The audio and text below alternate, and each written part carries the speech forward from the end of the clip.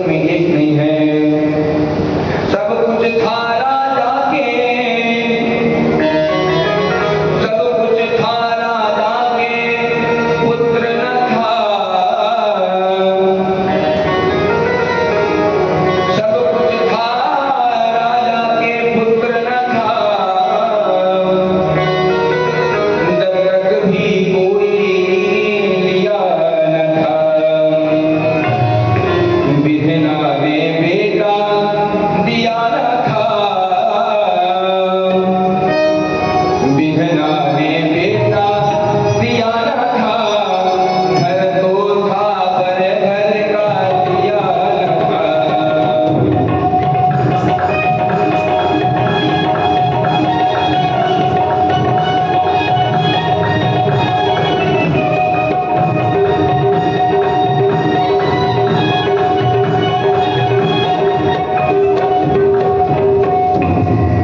आज मैया सुनीति जान गई।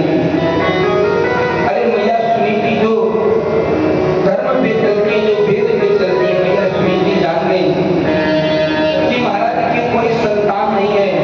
आज तक मैंने इनको कोई संतान ना दे पाई, इसीलिए हमें लगता है महाराज चिंतित रहते हैं। मैया सुनीति ने कहा महाराज आप क्यों चिंतित हो? महाराज ने कुछ नहीं कहा, लेकिन मैया सुनीति कहने लगे प्रभु हम सब जानते हैं, बस आपसे एक निवेदन है। मैया सुनीति ने उत्तानपाद के चरणों में प्रणाम किया और कहा महाराज हम आपसे एक निवेदन करना चाहते हैं। उत्तानपाद ने कहा हाँ देवी क्या निवेदन करना चाहते हो?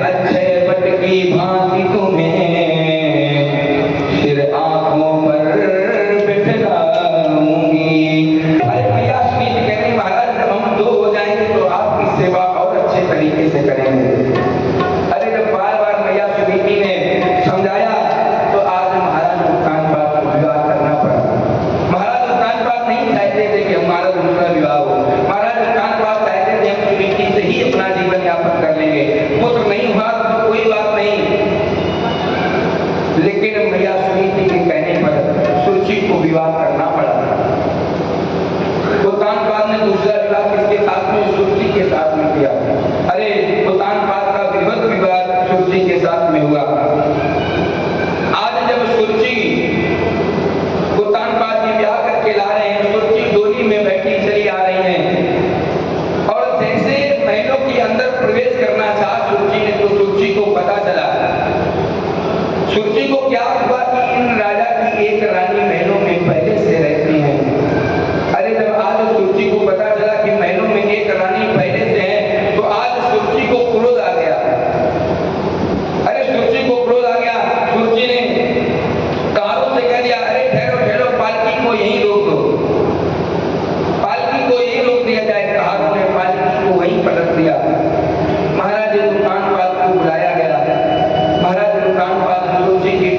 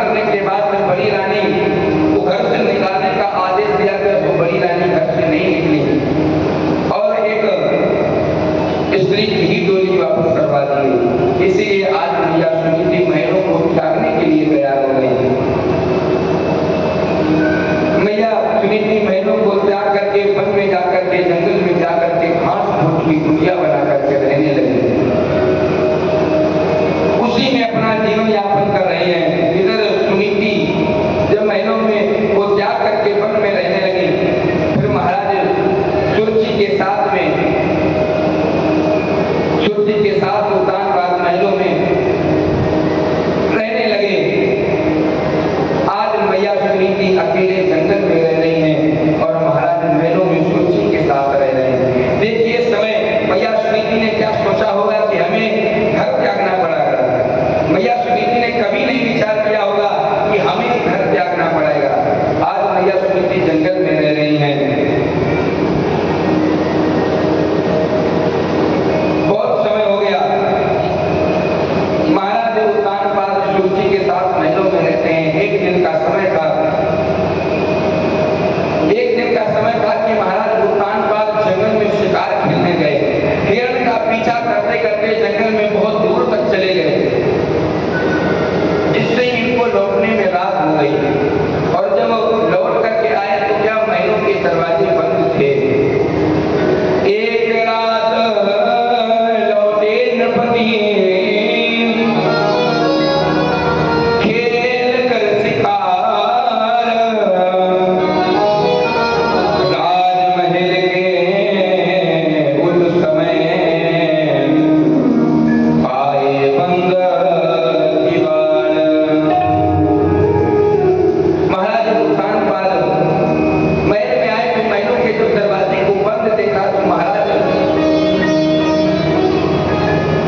क्रोधित होकर के कहां गए। आज महाराज क्रोधित होकर के कहां पहुंचे, जहां सुनीति वन में रहती थी। एक घास फूस की गुड़िया बना करके सुनीति जिस वन में रह रही है,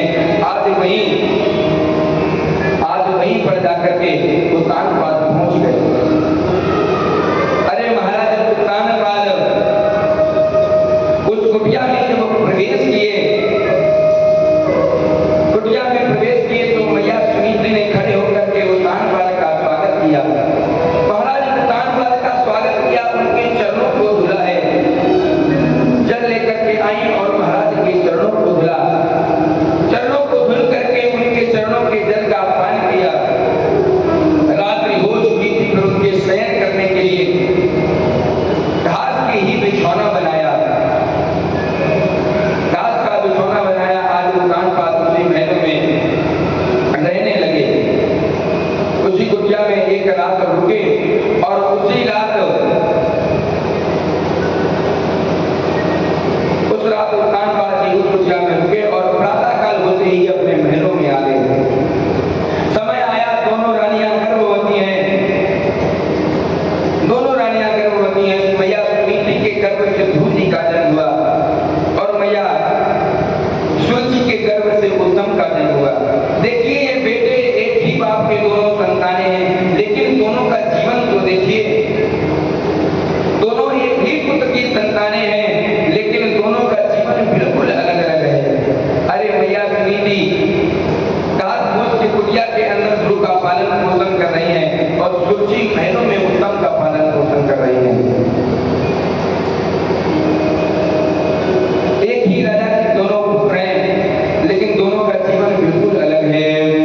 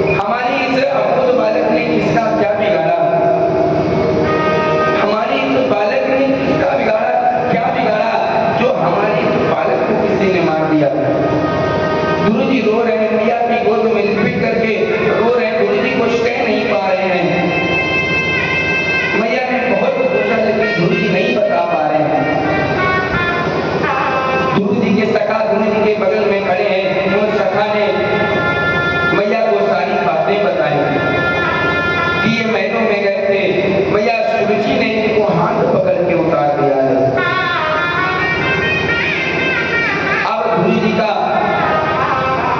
अब गुरु जी बोलते हैं, गुरु जी कहते हैं मैया सुनीति कहती है बालक, अरे वो भी जैसे मैं तुम्हारी माँ हूँ, अरे ऐसे वो भी तुम्हारी माँ है। अगर उसने तुम्हें मार दिया तो तुम्हें इतनी घबराने की बात नहीं है, तुम्हें इतना उदास नहीं होना चाहिए, तुम्हें रोना नहीं चाहिए। अरे जैसे मैं तुम्हारी माँ हूँ, अगर मैं तुम्हें मार सकती हूँ तो वो भी तुम्हें मार सकती है। देखिए मैया सुनीति जिनको महीनों से निकलवा दिया गया, लेकिन आज भी इनके हृदय का भाव अपने पुत्र को गलत शिक्षा नहीं दे रही है। कह रही पुत्र वो भी तुम्हारी माँ है जैसे मैं माँ हूँ। लेकिन गुरु जी बोलते हैं, गुरु जी कहते हैं मैया, अरे मैया उसने हमको अपशब्द कहे, हमें मारा, मैया हमें 1% दुख नहीं हुआ, मैया हमें थोड़ा सा भी दुख नहीं हुआ। अरे मैया अगर हमें दुख हुआ है तो हुआ किस बात का? अरे मैया उसने आपकी गर्व को, आपकी कोख को इतना दूषित पकाया है। अरे मैया वो कहती है कि अगर तुम्हें जन्म लेना है तो हमारी कोख से जन्म लो। क्या मैया तुम्हारी कोख इतनी बेकार है, इतनी बेकार तुम्हारी कोख है कि हम जन्म लेना हमारा व्यर्थ हो गया? अरे सुनीति कहती है पुत्र तुम रो मत, अरे वो भी तुम्हारी माँ है जैसे मैं माँ हूँ। अरे वो माँ सही तो कह रही है। अरे जो मैं आज तक तुमको शिक्षा न दे पाई, जो मैं तुमको आज तक न सिखा पाई, वो उस माँ ने तुमको सिखाया है। अगर वो माँ कह रही है तुमसे कि जाओ और भगवान का भजन करो, और जब वो प्रसन्न हो जाए तब उनसे वरदान मांगो। अरे वो तुम्हें भगवान के लिए बता रही है, भगवान का भजन करने को बता रही है। अरे मैया सुनीति के जैसा भाव देखिए, जिस रानी ने ध्रुव को मारा, महिलाओं जिस रानी के कारण सुनीति को गर्भ से निकलना पड़ा, गृह से निकलना पड़ा, लेकिन फिर भी मैया सुनीति कुछ नहीं कह रही, अपने बच्चे को सदैव अच्छी शिक्षा देती है। और प्रत्येक माता यही करती है। और जो माता अपने बच्चे को अच्छी शिक्षा नहीं देती है उसका पुत्र बिगड़ ही जाता है। लेकिन हर एक माता क्या करती है, अपने बच्चे को अच्छी शिक्षा देती है, और देना भी चाहिए। किसी ने बड़ी सुंदर बात कही है, बच्चे को सत शिक्षा देना उसकी उन्नति का कारण है।